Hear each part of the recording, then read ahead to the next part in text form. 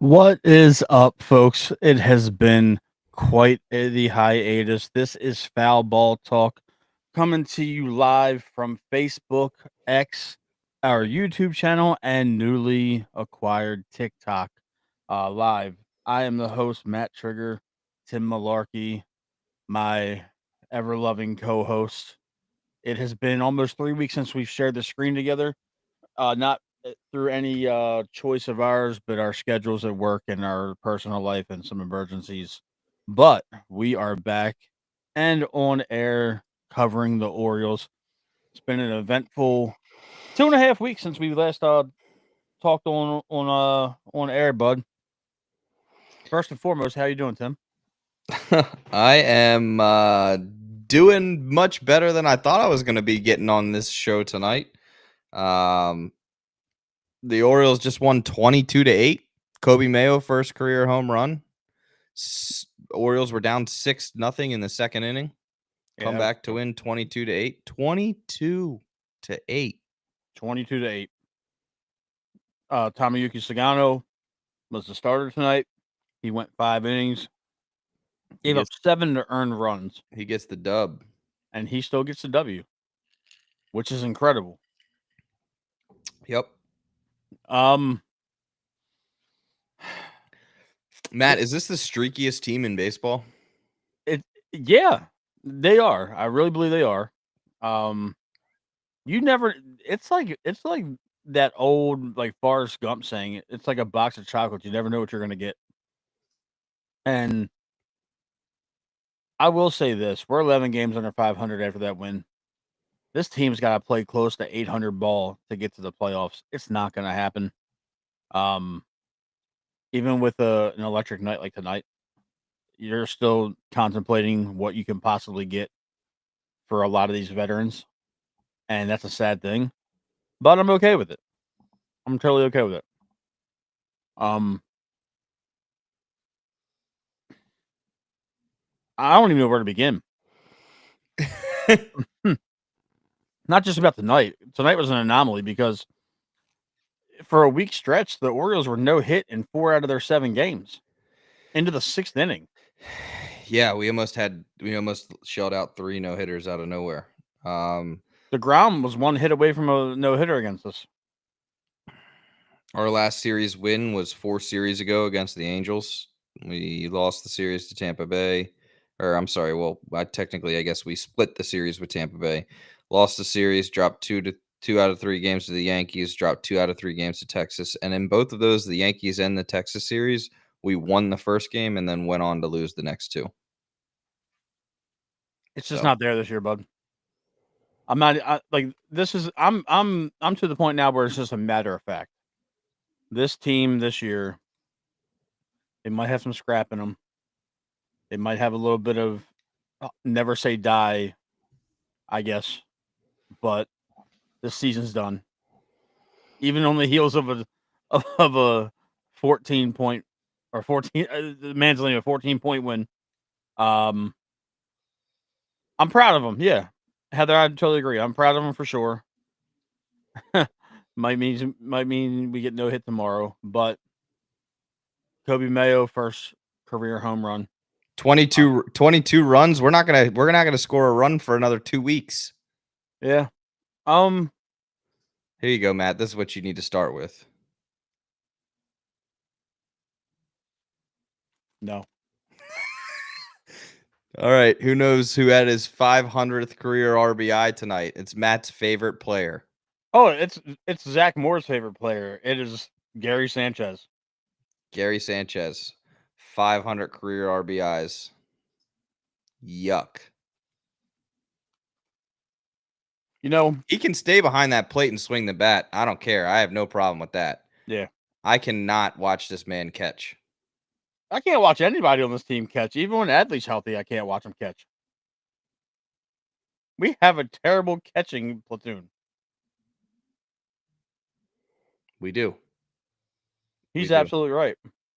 We do.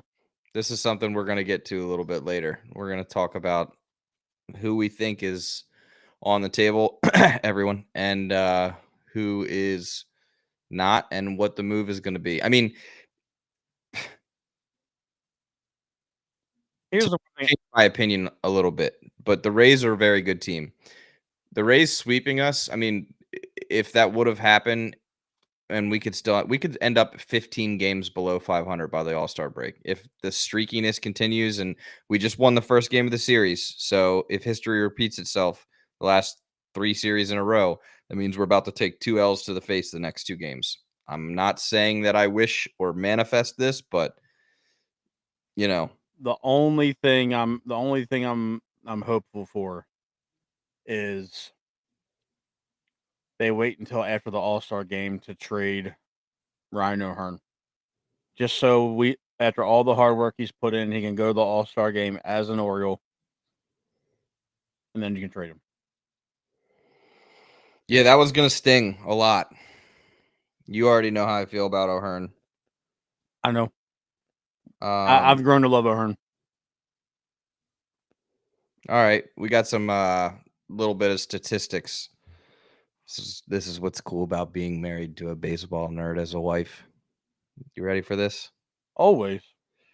The Orioles with 22 runs tonight, tied for the second most runs in a game in franchise history. Most extra base hits in a game in franchise history. September 2000 was the last time. Jesus. Yep. Yeah, exactly. We were talking about this today in a couple group chats. Back to the O'Hearn thing.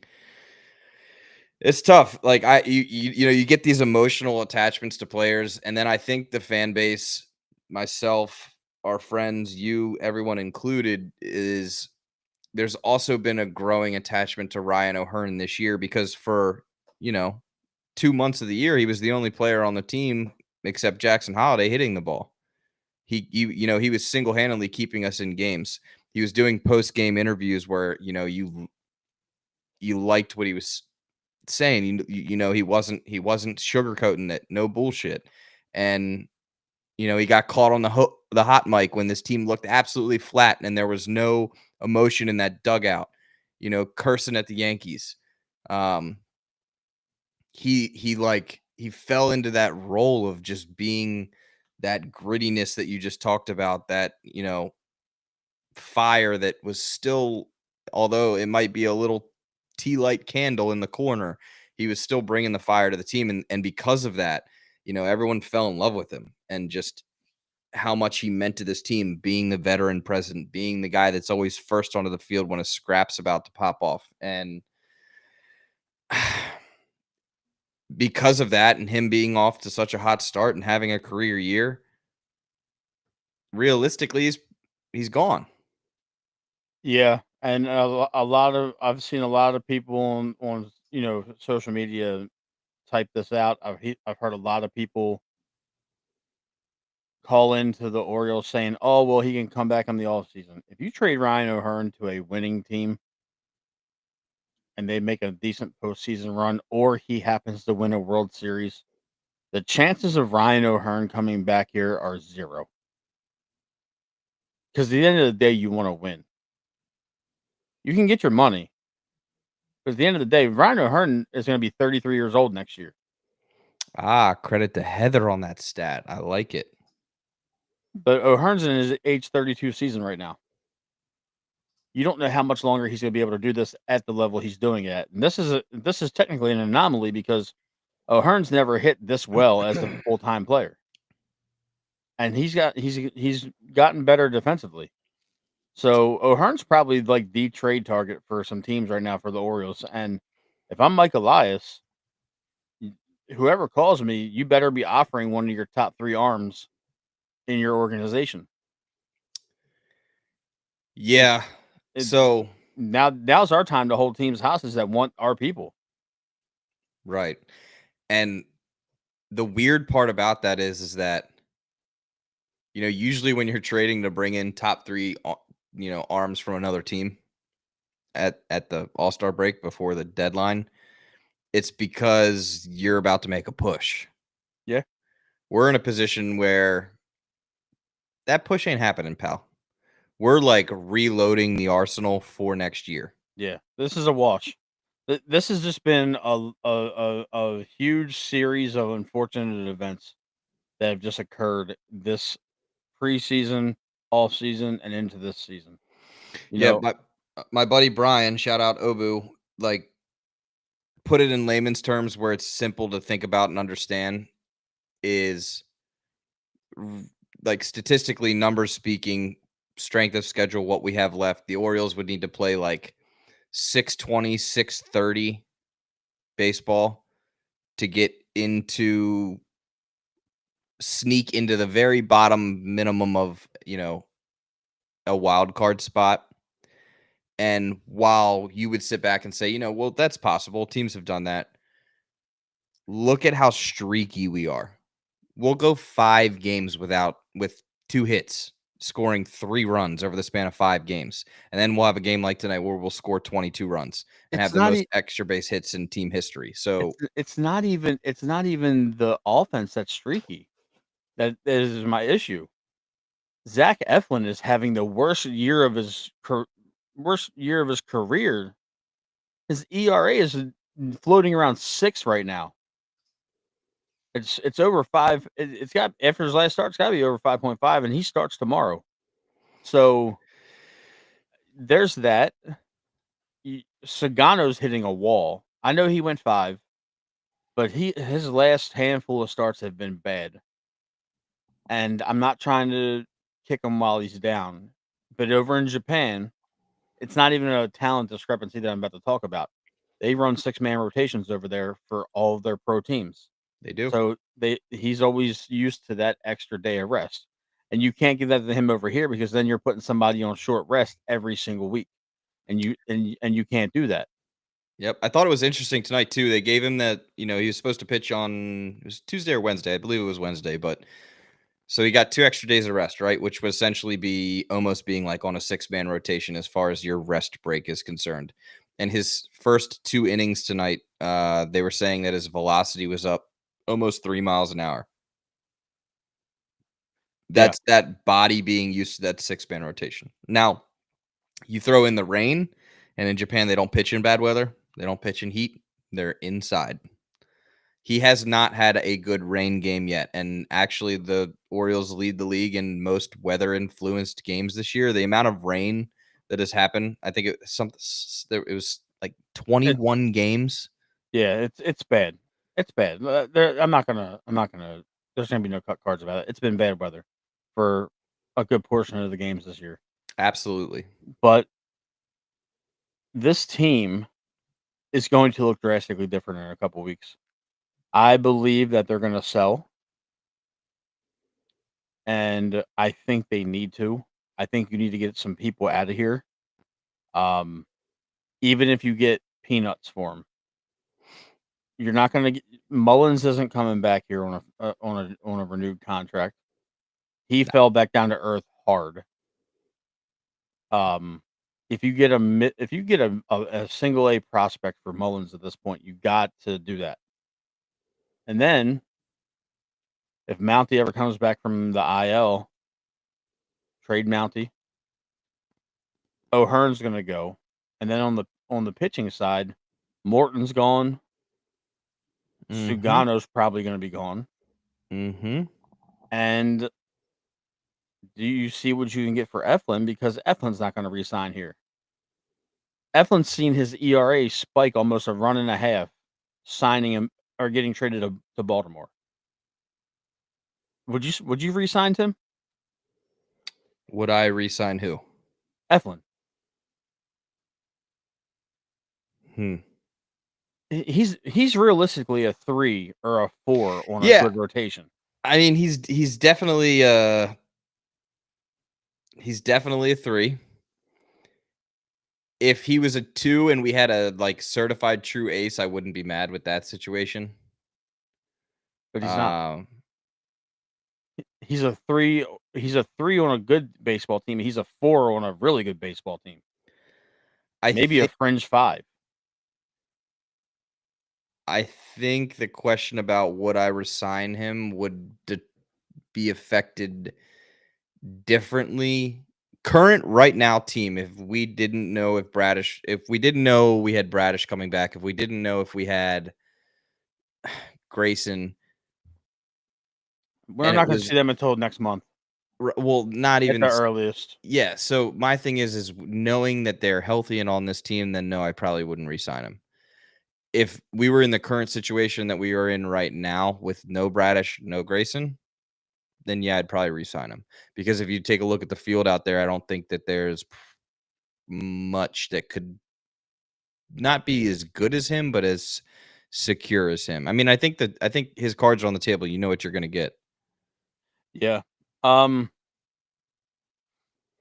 I think that they need to shop him personally. Shop Morton. You've got to cash in on Morton right now. Morton is by far our best starting pitcher. And I Well, hate that I'm even saying this right and now. he just had a little bit of a comeback down to earth moment his last time out, which Right, but I'm saying like he's back to being that bulldog kind of pitcher again. He found his groove. Now you got to send him out for whatever you can get. Atlanta mhm, wants him back. Send him to a team that needs a 5. That and from evidence of this year, he's willing to pitch out of the pen. So see what you can get for him. See what you can get for Sagano. See if you can send him out west to be closer to Japan. You know, um, just take our lumps with this team, man. You know, get Brandon Young up here permanently. You know, let Slim take his licks for the rest of the year. It sucks. I get it. I totally get it. But at this point, we can't keep on going the way we're going. You no. you got to get some cavalry and some reinforcements at the double and triple A level because after Brandon Young, we don't have any pitching that's like ready. And would you consider Brandon Young a pitcher that's ready? Not really. I mean, the I don't know what to make of it because if you keep Eflin and you keep Sugano and you keep Morton for the rest of the year, what are you really doing with them? They're all For the none of them rest are of this going. year, I mean, No, I'm saying you're none of them are going to re-sign. yeah, that's I don't know. I think That Sagano would resign just because he's comfortable and he had already addressed concerns about going to a team that has a major TV market with like, all the cameras in your face and that sort of thing. He has his translator established. So there's like a little bit of an edge there just cuz he's comfy, but possibly, but Eflin's not going to re-sign here. his whole family still lives in Florida. Eflin is going to go south or he's going to go west. It's he- this it doesn't make sense. We're not going to revisit the Morton situation because it's been an utter, for the most part it was an utter failure. And we're almost in July. Tonight marked the 81st game of the season. So we're officially at the halfway point. Yep. I I love this. I love this team. I love the guys that are on this team. Like you said a couple of minutes ago, Tim, we grow in in affection for these guys. These are our guys. We watch them play baseball. We spend our hard-earned money on the streaming services and in person. It's not cheap to go to a game at Camden Yards anymore. It's not. So at what point are they just gonna like openly admit when you start dealing with veterans, you're openly admitting that this is a wash. I don't know if I don't know if he's ever going to. No. I don't know. You know, I it doesn't I don't really it doesn't really bother me that he's gonna like stick to his guns because he has this entire time. Elias has stuck to his guns. The only thing that he did differently is that he fired Brandon Hyde and As a scapegoat. as a scapegoat because this is his fault. Make no mistake about it. Hindsight being 2020, the problem wasn't just Hyde. We can extend O'Hearn, but What's up, if you Adam? if you have the opportunity to go to a team like the Cincinnati Reds and say, "Give us Chase Petty and another piece," you gotta take the chance on at least entertaining that. Because I was talking to my boy Brian the other day about it, and I was like, because I was on the same thought process. Let's extend O'Hearn, give him a 2 or 3 year extension. Let's keep him here through like his age 35 season, 36 season. If he regresses defensively, he can still hit the ball against righties at least. And he So can play outfield. He can play first base. He can DH. right, so he's got the versatility there. So let's go with that. And he was like, if you have a chance to get a top minor league arm that can possibly help you next year, you gotta take that chance. And I agreed with him. I thought it was one of those situations where I thought about it and I was like, you know what? We love O'Hearn, but he's the most obvious choice. He's got to go. He's because he's going to get us the most in return. We're not going to the playoffs this year. It's not like O'Hearn is the linchpin to the playoffs. He's the veteran presence right now. He's still hitting at an all-star caliber level. He's probably going to make the all-star team this year with Jackson Holiday. See what you can get for these guys. And on the pitching side of it, not just the starters, but see what you can get for Dominguez. See what you can get for Soto. I think Dominguez is going to fetch a lot right now. He's having a hell Yeah. of a year, Yeah. and everybody that See what you can get for is Baker. playoff bound needs to bolster their bullpen, especially the middle bullpen. And See what you can get for Baker. See what you can get for Cano. that one's going to hurt me. It's not going to hurt me. It's not going to hurt me. Oh, the big But show. but the thing is, Cano's back in Norfolk. See if some team will give you a little bit of something to make him a reclamation project. And Batista's back to being Batista almost. He doesn't really get a whole lot of opportunities, but the velocity's there again. So to me, I would keep Batista because of the control. But Batista, if he bounces back next year, even better, and he's that lockdown, shutdown guy again, he's going to cost a lot of money, Tim. You know that. Mm-hmm. He's going He to cost sure is. he's going to cost the O's about $20 million a year, if not more.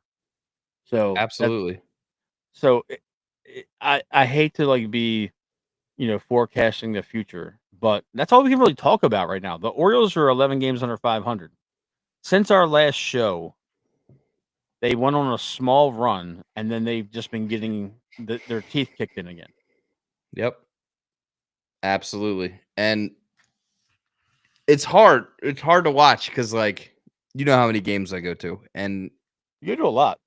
it's That is dedication. you never know what it's going to get and what you're going to get and what you're going to see. And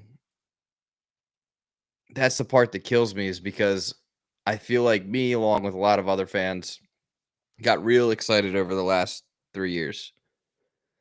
And this season has been such a letdown. Yeah, because you're looking at a potential to have a 15-win regression from last year. So you're looking at the possibility that the Orioles, since their 101 win season, could potentially be a 70 to 75 win team this year. I don't know if we get to 75, to be honest. So, I mean, what do you even do at that point? I mean, this rebuild is done. It's over. They're all up here. Yeah, Mayo just hit his first career home run tonight.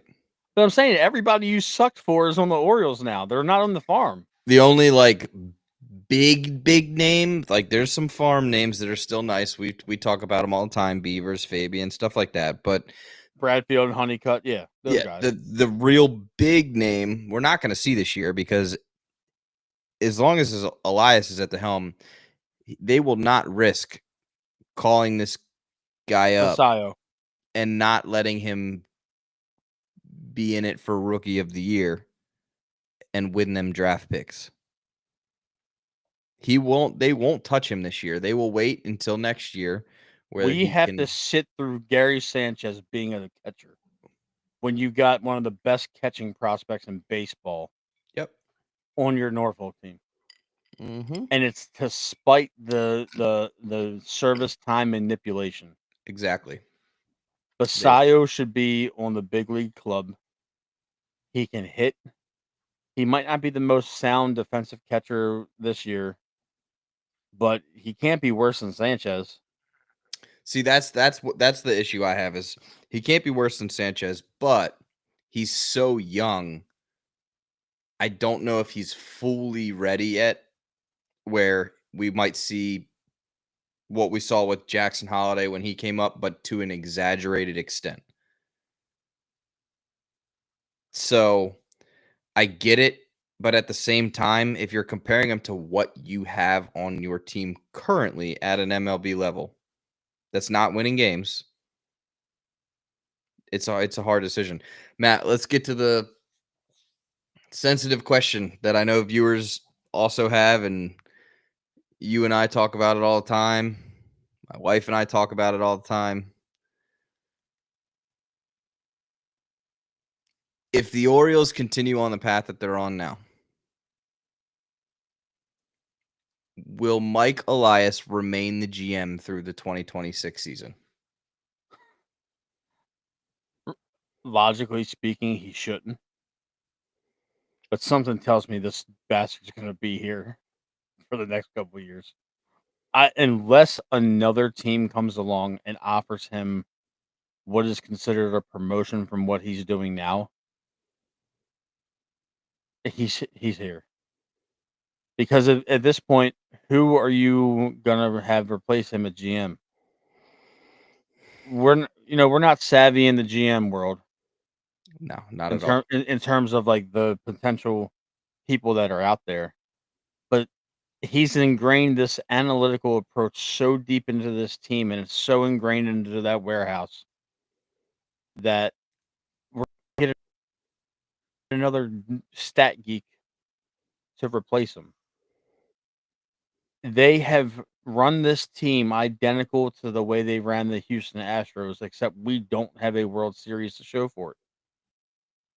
And they didn't win a World Series until was Elias gone when they won the World Series? I think he got one with them. Okay. Yeah. There is a part of me that wants Elias to prove people wrong, but he is who he is. There's no other way to put it. He is who he is, and that's it. That's all. Sure, of course, you would want Elias to prove him wrong, because that would mean that your team's winning. But as much as I hate to say this, and I wish it wasn't the case, is not spending money will not do it. You can be a good team. They spent money, but they spent bad Right. money this offseason. You spent a lot of bad money this offseason. You can be a good team. You can get into the playoffs. You can find your bid. You're not going to compete with those big boys that are going to go to the end, that have 5 pitchers that would all be a 1 and 2 on another team, that have a lineup that is half veterans, 3/4 veterans, with 2 or 3 rooks or second-year players, third-year players sprinkled in. It is damn near impossible to win or go far with a pitching staff that is built up of a 2, a 3, 3 4s, and a 5, and then having the average age of your entire infield being 23 years old. Yep. It's That's where we are, bud. and as much as We're I would there. love for it to work, just to stick it to the man, stick it to those teams that spend money, it's just not a thing. It's not.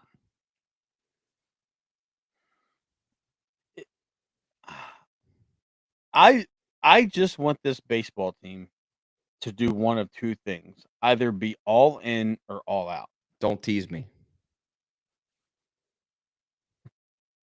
And what I mean by that is if you're going to spend money, realistically speaking, the Orioles kicked out just about $50 million in free agent contracts between three guys: Sagano, Morton, and that piece of shit, Tyler Mhm.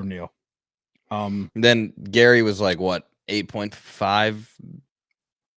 Yeah, Zach lost his mind because we were live when that happened in real time. I remember that. So my thought process to it all, Tim, is if you're going to spend money on that, you can spend a little bit more to get some good ball players in. I mean, Max Fried is having a hell of a year. He Mhm. is. Max Fried is a certified stud for the Yankees. I mean, I know Blake Snell's been hurt most of the year, or half the year at least so far, I believe, right? Correct. I don't think yeah. But you didn't make an attempt for Eovaldi or Manea or any of those guys. And then you brought in a guy that you gave 13 mil to a guy that's never pitched in the majors, and then you gave 15 million to a guy that, can get dollar silver pancakes because he's in the AARP club. It's like what are we doing? And we watch all these other teams spend this money. I don't want them to spend like the Dodgers because then at that point you're just throwing money at anyone. But just be competitive in the offseason. Go get us a goddamn at least a number 2 that you can peddle as an ace to this franchise fan Yep. base. Like Dylan Cease is going to be a free agent this year. Michael King is going to be a free agent this year. I believe Framber Valdez Yeah, is up this this is year. like a remarkably good year. I think Freddie Peralta is This a is a free very agent good this year year. for pitching free agents. Yeah. Ryan Helsley, the closer, he's going to be a free agent this year. Devin Williams is going to be a free agent this year. Fortify the back end of the bullpen, and then go get one Now, of how these much of your starters. team gets decimated in order to bring some of them in? At this point, what's getting Yeah, decimated? because they're not hitting the ball. Except tonight. They hit it 22 times. And and talking about decimation of this team and just the offense, I think there's a couple hard questions that this front office is going to have to address, and there's some tough questions that the fans and the listeners of this show, the viewers of this show. Westberg is made of glass. Feel bad for the guy. I feel bad for him, but at some point, that label of injury prone is going to be attached to the Jordan Westberg's name. Yeah, but the part that kills me is like his latest has all been the same hand. Don't slide Yeah, face nobody slides first. feet first anymore. Slide feet first. Who gives a shit about sliding on your belly? I did it one time in rec ball. I thought I was going to die. I never did it again. What will it take? I mean, but I was like the little Hambino running around the bases at the time, though. The great But Hambino. I was that was me running around the damn bases trying to slide head Did you hit first. the point though? But yeah, my dad yelled at me. Fun times. But you I think we're at the point where Heston's beyond repair. At least here. Yeah. That is a very tough pill to swallow because he's I a think he's second gonna get overall the pick. Kyle Stowers treatment. he's gonna. I think you got to put him in a deal either at the deadline or in the offseason. You got to give this kid a chance somewhere else because it's not going to happen. We have too many good outfield prospects to continue to play around And the with this thing guy. is he got a good stretch of playing time. And he He can't got a hit. very good stretch of hitting time. Where's this power that was touted? Where is Generational the hands is power? what they said. Yeah, and he was the second overall pick in 2020, I Yep, that's a believe. big one. That's a huge swing and miss for Elias. Because this guy isn't a major league outfielder. He can't play. He can't play any of the corner outfield spots, and he's not a good first baseman. Obviously he wasn't a good first baseman in the minors because they stopped playing him there. All right, a caller called in the radio station the other day and asked this question, and it kind of shook me a little bit. And I've been waiting to get on live so I could ask you. We tout Elias as this farm system building guru, right? Right.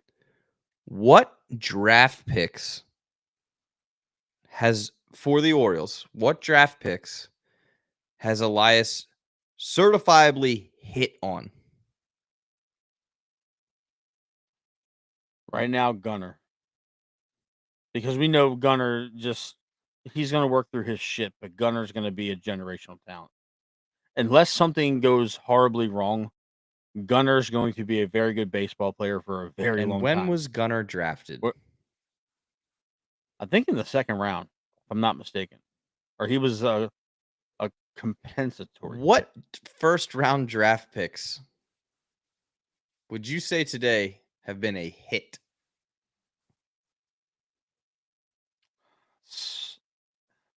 I mean, recency bias, Jackson Holiday's kind of I think figured he it out. has. So Jackson, I think Adley Rutschman was fool's gold at the end of the day because if you want to be real about it, Adley's not much better than Wieters. I think you're being very real. I set you up for this though, because then the caller led it into this. So the three names that you named are Adley, Gunner, and Jackson. Two of them are one of ones. Yeah, How hard is it to draft a 101? I mean you literally got the pick of everybody. Everybody. And those two names are the ones that everyone said are going to be the one of one. Not just Mike Elias, the world, MLB TV, every other GM. Yeah, It's given. It's like the NBA draft. Who was going to go one? Cooper Flag. Who went one? Cooper Flag. everybody knew. Yeah, It's can you give I credit to Mike Elias for hitting on the one of one? no, I mean at the end of the day it's his decision, but Jackson Holiday's going to be a very good player. I think he's got it figured out, and his dad knows what he's doing, being his personal hitting coach from afar, because all of his adjustments have led to what we are currently seeing with Jackson Holiday. And excuse me, Adley is broken. I'm not trying to say that in like such a It derogatory sucks because way. he was starting to fucking hit the ball. Yeah, Then he got hurt. but this is what happens. This has been the same story for the last 3 years with Adley Rutschman. Fantastic spring, hot start, fantastic opening day, and then by this point, we're wondering why he is doing what he's doing. This is the first time that he's missed a significant amount of time with injury, I Yeah. believe. I don't think he's missed. No. This might be. I'm not saying that he's been hurt like that or anything, but I think this team really needs to have the conversation with Adley in the manner in which they have the conversation with Cedric Mullins. You can't hit from the left side. Give up. Go into the off season, be a right-handed hitter, and we'll just go from there. because his splits are terrible. They are, and what's even more concerning are his splits versus catching versus DHing. He's not a catcher. He's not a major league catcher. People forget that Adley Rutschman wasn't a high school draft pick. He played 3 or 4 Won the years World in Series. college. Won the World Series. So he had a lot of miles on him before he even got to the minors. Sure did. You know, because in college they make you catch every game or close to it. You're not getting breaks twice a week, 3 times a week in college. Granted, there's not as many games, but you got to have that conversation with Adley. And I'm not even going to tell him put the first baseman's mitt on, because I truly want to see Mayo get a fair shot at first base. I think I mean, he's getting there. I've started to notice Mayo turning the corner a little bit here. Mayo, it's It starting is. to click for Mayo. You can see it every single game. You can see Mayo it's starting to click. It's starting to click with Kobe, and I'm happy about that. But Mountcastle's not going to be here next year. Oh, if we trade O'Hearn, that's one less person clogging up first base. If you want to platoon Mayo and Rutschman at first base and DH, oh, that's cool. I can handle that. I can stomach that. But Adley might just need to be our right-handed DH for the foreseeable future until he's a free agent. I wouldn't necessarily disagree with that. There's not much more they can do with him. When he catches, he's a terrible hitter. It's a fact. It's not even conjecture or opinion. It's fact. I think his batting average is like 50 points difference, 60 points difference from when he's a catcher as opposed to when he's DHing. Mm-hmm. Come on, man. And then you're gonna bring him back and put him right behind the plate. Yep. And at this point, I don't want Gary Sanchez's bat out of the lineup because he's Hit one hitting. tonight. Yeah, I was saying how much he sucked the other day, and he hit a grand slam into the splash zone, which is dumb, by the way. I hate the splash. It's so stupid. It's so fucking stupid. Why do you hate the splash zone, Matt? If because they're having fun and we suck. But they We're a dozen games under 500, and you got this goofy grown ass man with a rubber ducky inner tube spraying people. Like, okay, get rid of that. Get rid of the fucking pirate. I figured you would. I figured you would like the God splash almighty. zone, though. You don't like being hot and wet? No. Especially in public. Because look, I'm not going to go. Mr. Splash is a good guy, okay? I don't care about the personal shit, but I'm going to tell you why I don't like it personally. Number one, I hate sweating. Baseball is played when it's hot, so I'm already hot. I'm hot before the game even starts. I'm sweaty before the game even starts. And if I go inside to get cool, Stephanie, I don't care.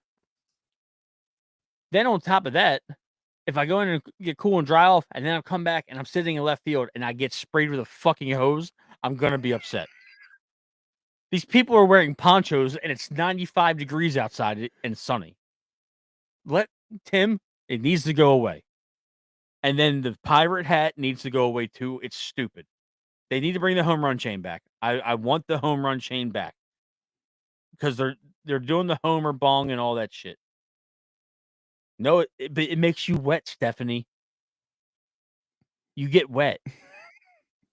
I don't like that. Never mind. I gotta stop talking about this because this is sounding real weird. You don't like the pirate hat, though? What's wrong with the pirate hat? No, I hate. It has no relevance to what we're doing. No, it doesn't. What is the correlation between a pirate and hitting a baseball? We're scrappy. We're stealing runs.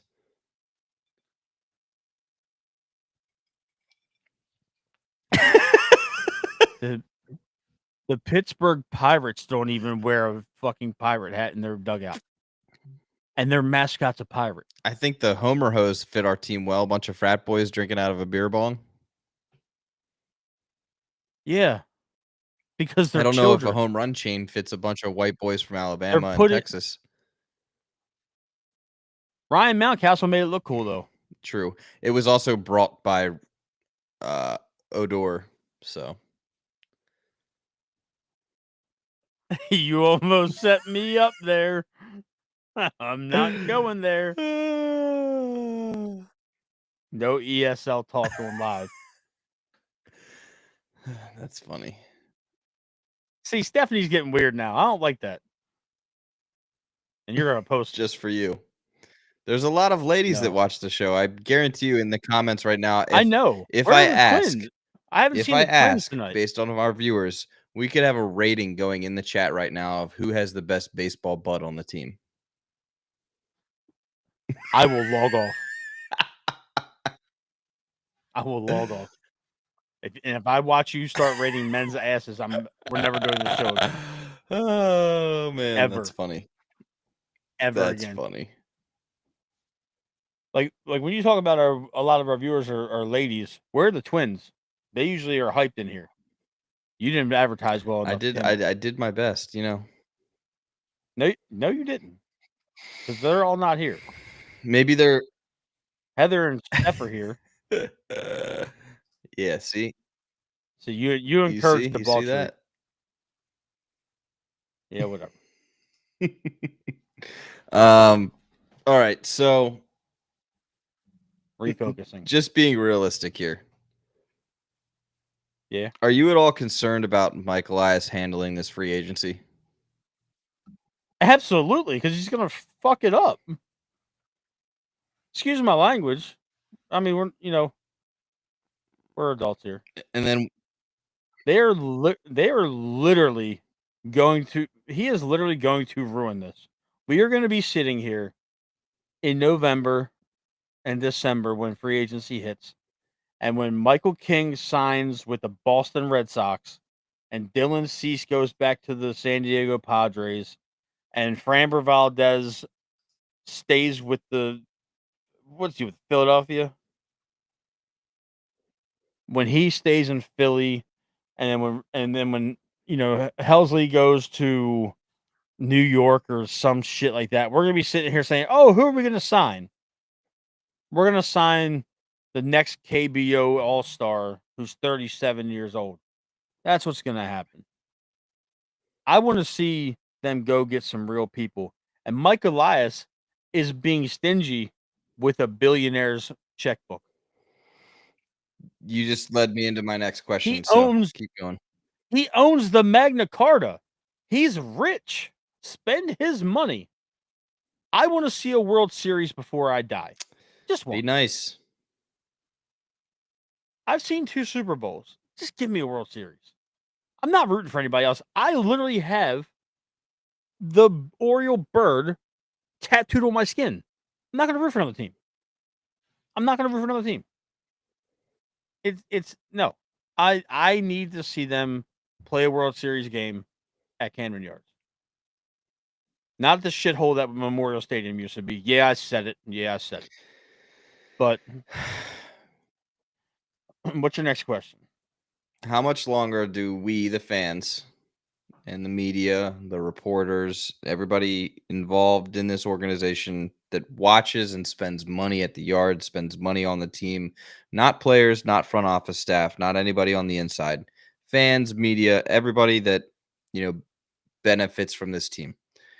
When or how long do we have to wait until our Panda loving, Magna Carta owning, billionaire owner makes a public statement about this team? And is that something that you think an owner needs to do? To answer what I think they need to do, yes. Do I think he's going to do it? No. They're too busy making Cal Ripken bobblehead commercials. for Saturday for tomorrow's game, right? 24th. They're wasting. It's the Huh? 24th, I think. I mean, I thought it not was. 24th. I thought it was 28th. the Yep, 28th. tomorrow. Yeah. That's tomorrow. Yeah.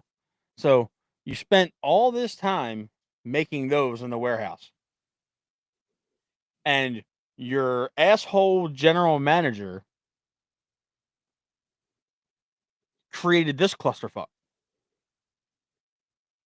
And you're making commercials about a Iron Man bobblehead.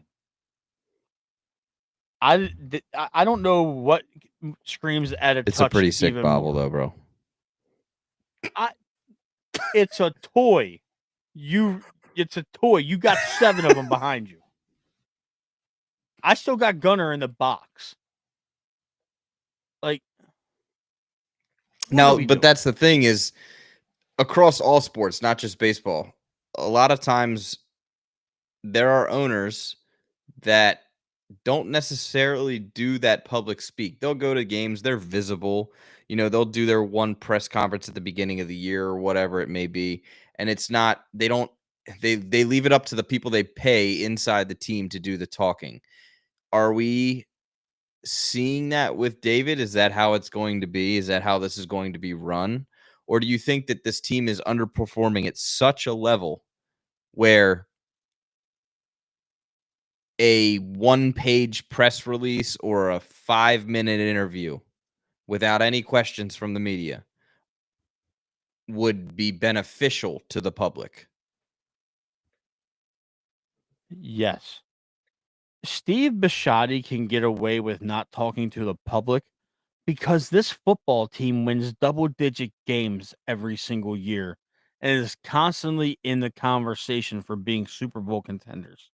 No matter how much they break in my heart year after year, they win a lot of games. Lamar Jackson has like a 76 win percentage, a 76% win percentage. Like, they have earned the right to let the Costa do the talking, to let Sashi Brown do the talking over there in Owings Mills. This team, David Rubenstein needs to be front and center with something at the end of the year. I'm not saying right now. The only way I want Rubenstein to speak is if he fires Elias.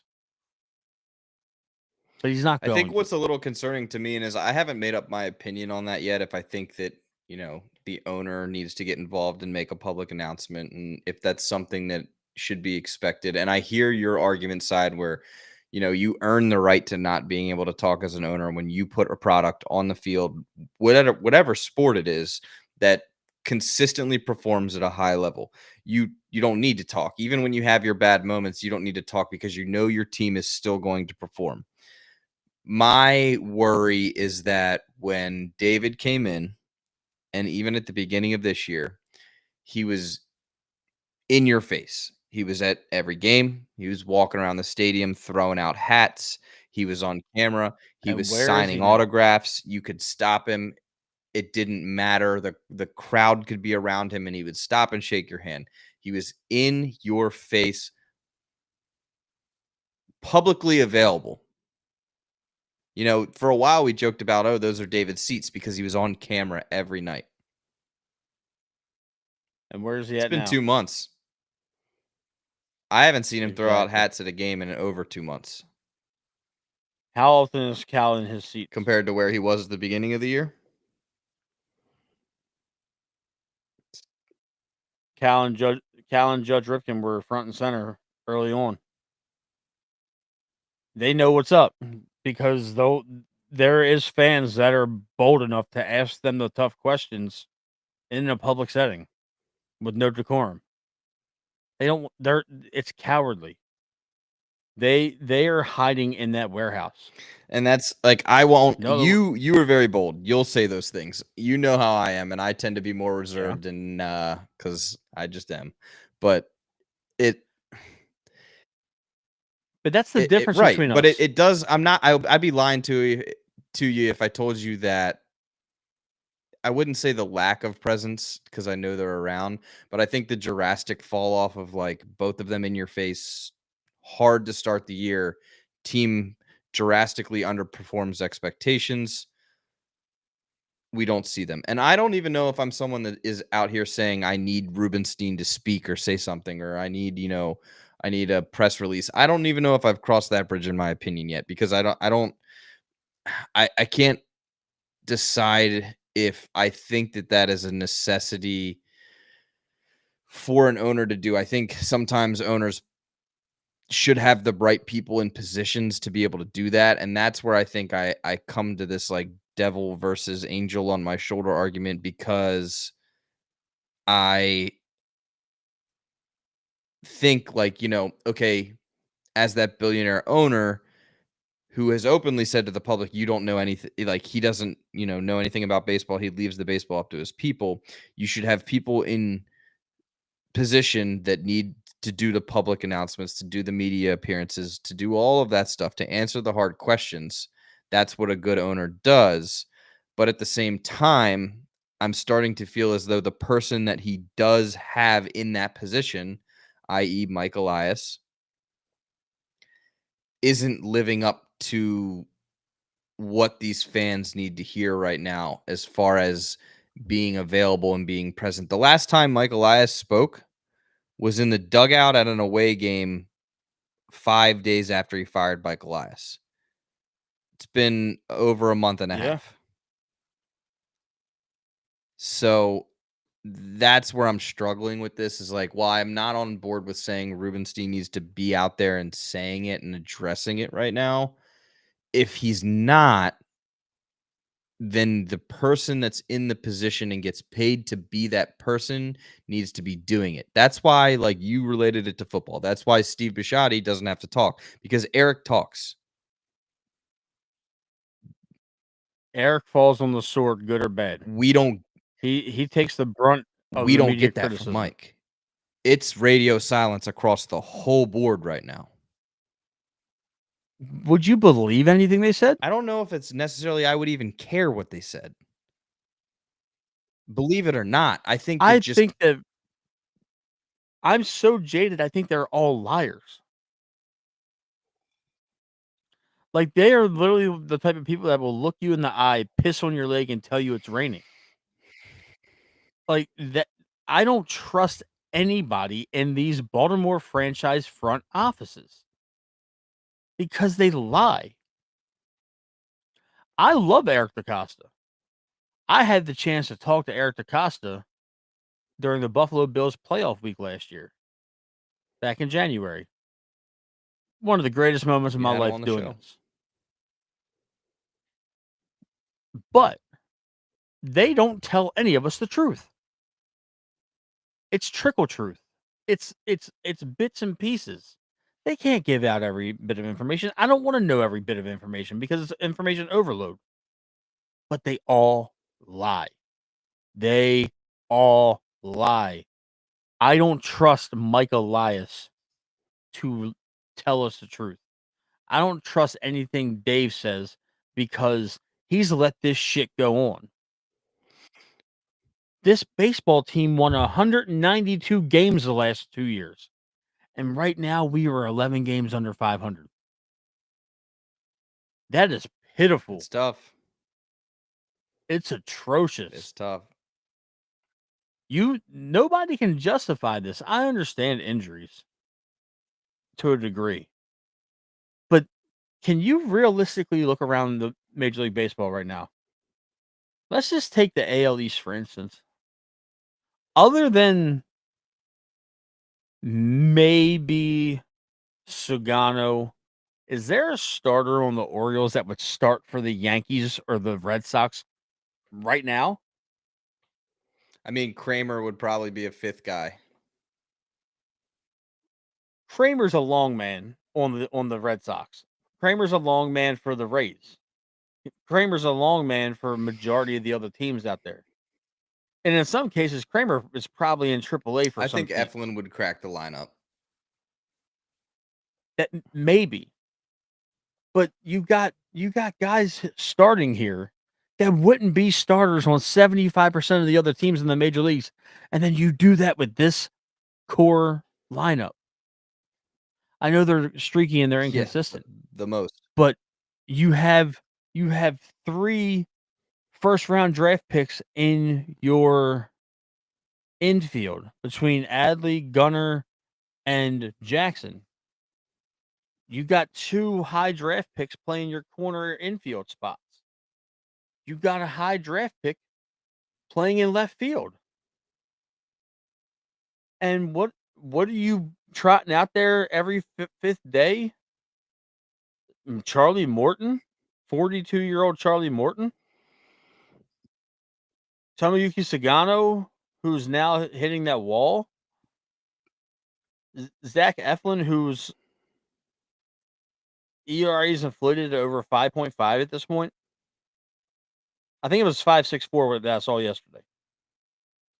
And he came in here a career like just under 4 guy before the season started.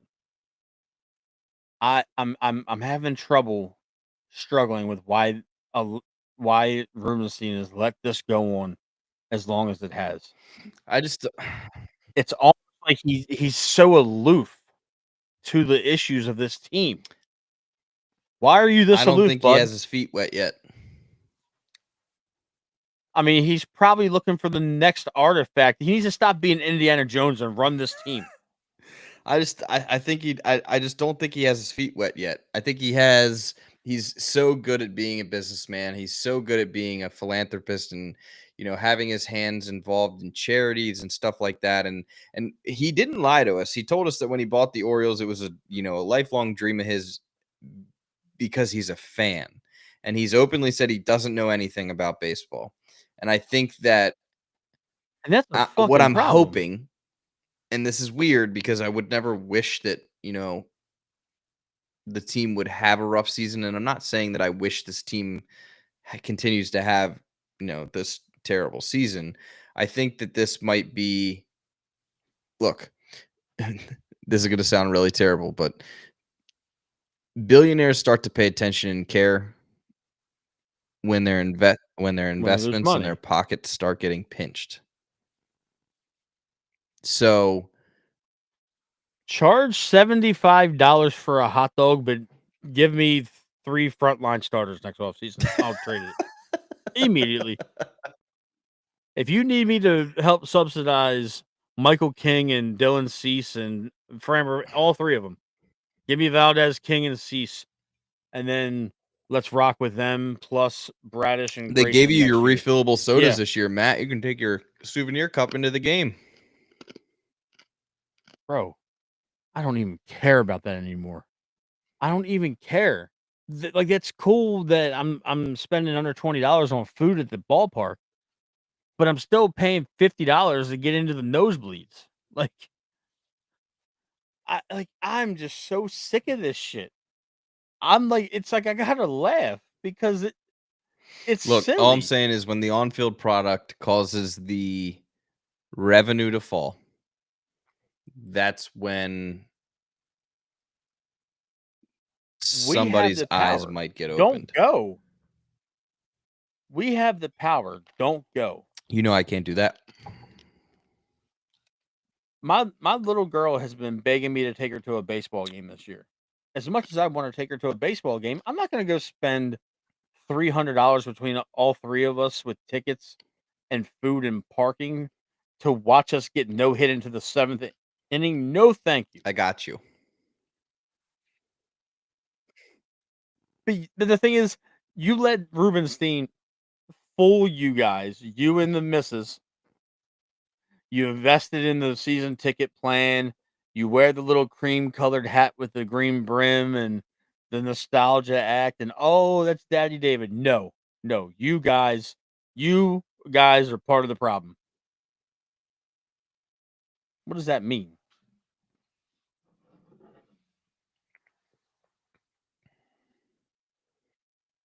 No, no. I hope Adley chews it up. You, my dog or the player? Well, they both get hungry relatively Oh, easily. there it is. There it is. Set you up for that one. Yeah. Like, I'll go to a Bay Sox game. Hell yeah. I love how they changed the name to it. Yep. The oyster catchers. Man, that was I need that on a hat. That's one of the funniest. It's one of the funniest things this organization's You ever would did. be the guy that wants that on a hat. That's right up your alley. I can't say what I call it. I can't say what I call it Of course you on can. live. We're on TikTok now. That's the app of the holy Yeah, people. real holy. Jesus. All right, so what do we got coming up here, Matt? Let's see. We got 2 games left against Tampa Bay. We won the first game tonight 22-8, so we're going to lose the next 2 games. Yeah. Oh, we play Texas again. Get the shit kicked out. Then Atlanta. Ha! And I think we have the Mets, right? In Then Miami. the Mets. Not to mention the second game of the Mets series is the ESPN game. The third game of the Mets series is the MLB Network game. So we're gonna get our asses kicked on national television back-to-back nights. then Miami. And then we are into that's the break, I believe. Yeah. Yeah. Who do we have coming out of the break though? Oh my goodness gracious. I want to say it's like Philly. Nah, it Tampa Philly? Bay again. Cleveland. 4 against Cleveland. At Cleveland. Then we get a little breather. Oh, Colorado Delightful. Rockies. I swear to God, that we're gonna drop 2 out That's of the 3 thing. We're gonna we play the good teams hard, and we fucking get smoked by the shitty teams. Yeah. Your wife is highly inappropriate, by the way. It's past her bedtime. I can't post that one. No. Second half starts off a little weird. Tampa Bay, Cleveland, Rockies, Toronto, Cubs, Phillies, A's, Mariners, Houston. Sounds like a whole lot of losing. Yeah, But and then after that first Houston series, it gets even worse. We have 2 games against Boston, which are the makeups, then 4 more against Houston, then 4 more against Boston. Right? yeah, Giants, Padres, Dodgers, all in a row. I hope stuck in his zipper. Giants, Padres, fucking hate. Dodgers in a row. We might do like 3 more shows the rest of the year. It's fucking bad, bro. Oh man. All right, so let's see. Let's give our remaining first half suggestions here.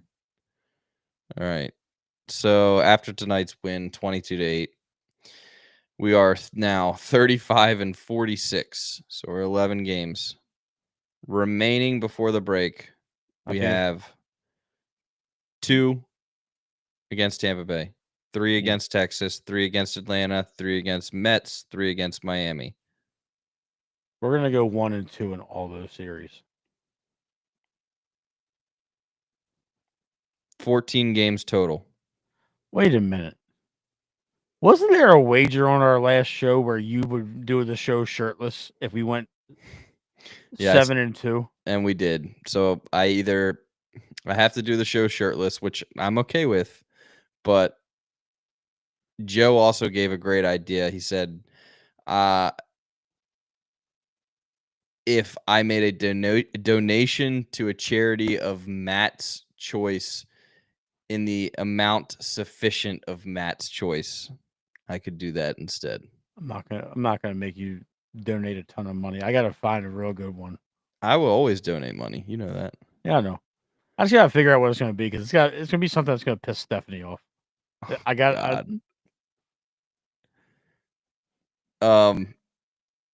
Is there any like? Never mind. All right, we got 14 games left.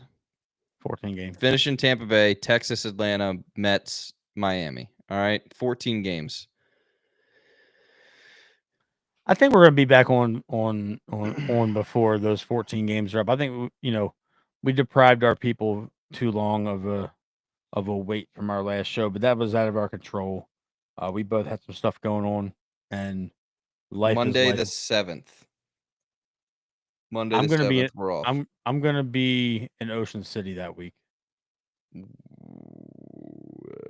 Let's see, 1, 2.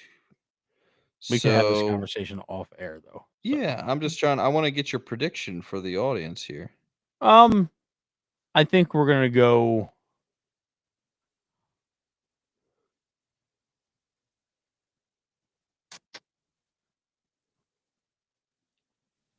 5-9 Hmm.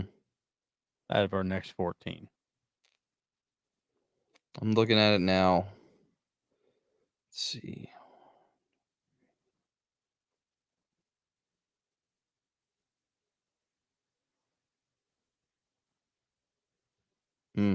I say 6-8. You're being very, very optimistic. Wait a minute, that's one more win than I said. You said 5-9. I said 6-8. I wanted to say we were 4-10, but I didn't want to get, hate from the comments section. You would never. No, man, I don't want no trouble with her. Oh, all right. We didn't even talk about the last 2 weeks of games that we missed because it was just so bad. Yeah, of course it was bad. We so bad. Yeah, we hadn't won a series since we swept the Angels. Look, like all of my favorite things going on right now, like sports wise, the Orioles suck. The Ravens are about to start training camp, but the local media has gone as far as talking about completion percentages in mini camp practices. Mm-hmm. My favorite wrestling company decided to host a pay-per-view in the middle of Saudi Arabia with the holy war going on. Mm-hmm. And yeah, it's like I can't escape none of this shit. Stephanie wants to be wants us to go 8-6 to be positive. No, we don't like your positivity around here. I'm not. 8-6. I She said didn't lose. 8-6. I said 6-8. So one of those are gonna hit. You know how it is. Yeah, I know. I don't go on my rants anymore because you get nasty mail about me being negative. It was one guy. Matt's a little too negative. That shit cracks me up though. But that's when Brandon Hyde was still our manager. Yeah, you cooled off since then. Yeah, because I don't have to look at that fat sack of shit walk out of the dugout ever again. Why do you have to walk like Bigfoot though?